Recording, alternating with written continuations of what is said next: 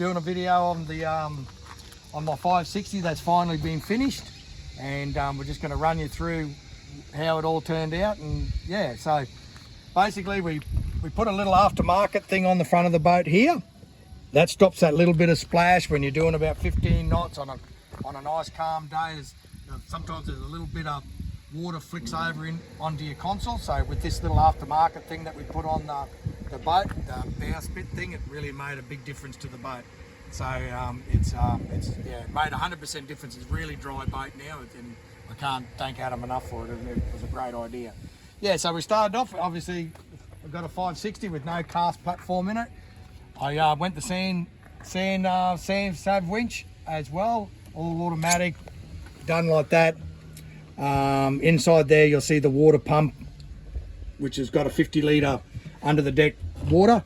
I end up going a 80-pound Minn Kota, and that works really good on the 560 with the long shaft, 72-inch shaft. Been offshore a few times now with it, especially at the fads for dolphin fish.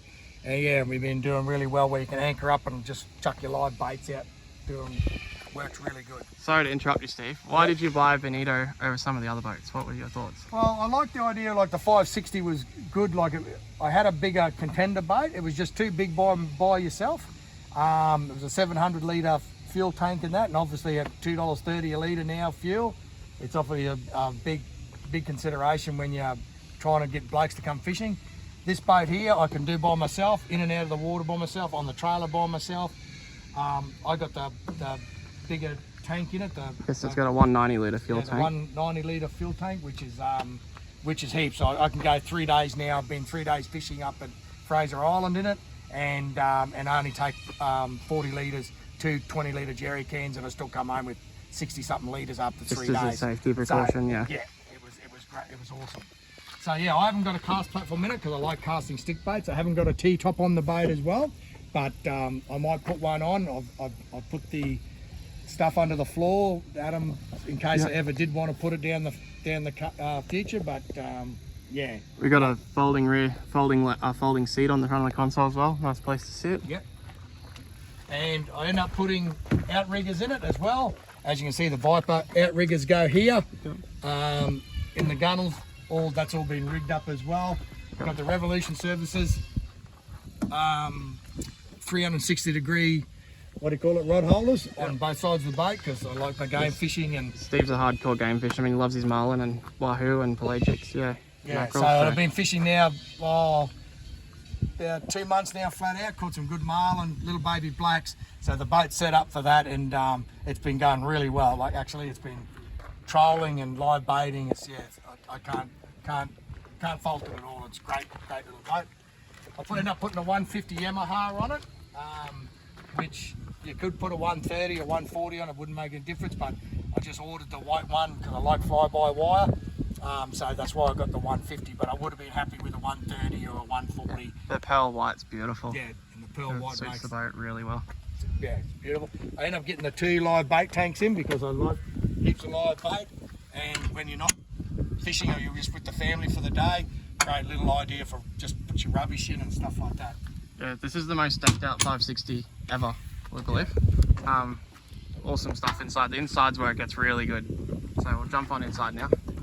So I end up getting a box made up, like out of plastic, like if you've seen the butcher shop. Kingboard material. Yeah, it's really, really strong, and inside it, I end up putting this 80 litre angle fridge in for when I go up to Fraser or when I go on my 2-day little trips. I do a lot of trips off Moreton as well, where I camp the night at Tangalooma or a couple of nights at Tangalooma. So it saves coming back into Brizzy when I'm just doing a good one, when I want to do the morning bite, the afternoon bite.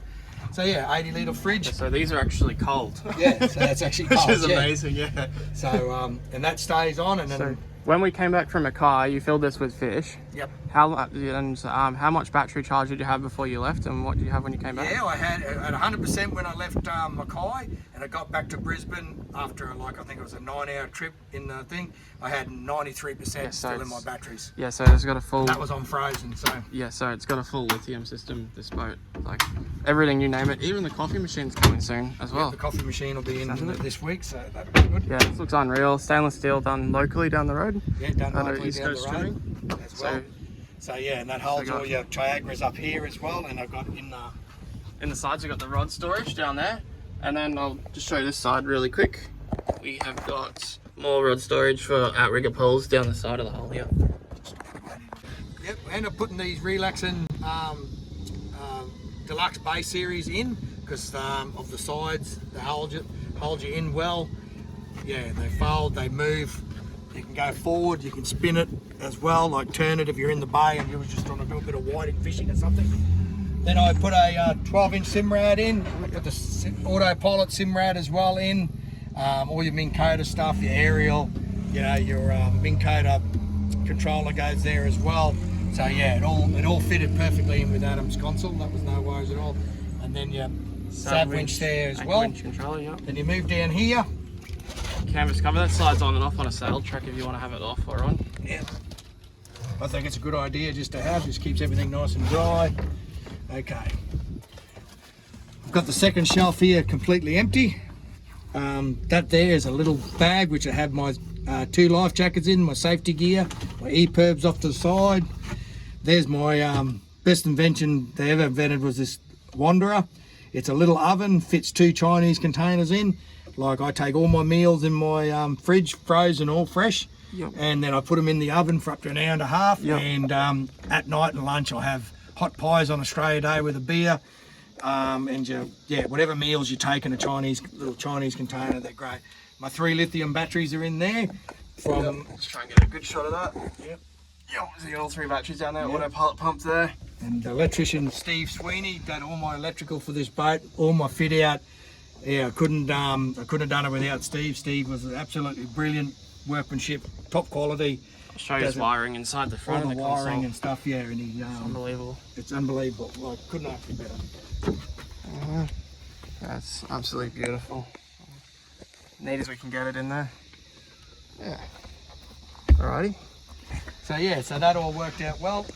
Come out to the front of it. Like I said, I didn't put a cast platform in because I didn't want it. Gives you a lot of fishing room and space for eskies up the front if you want to your fish. Yeah. And when we went up to Mackay for that trip, we took the boat, or towed the boat with I got an extra tougher towing point put in, so I can take this boat on charters and stuff like that and get it towed as well. So yeah, it did that trip really easy. It did really good. It was towed at no worries and flicking lures all day. And like I said before, like the 560. Why I went that way, like I said, I had a 7.3 metre boat with big twins on it. The cost of this boat is even below half the price to run, maintain.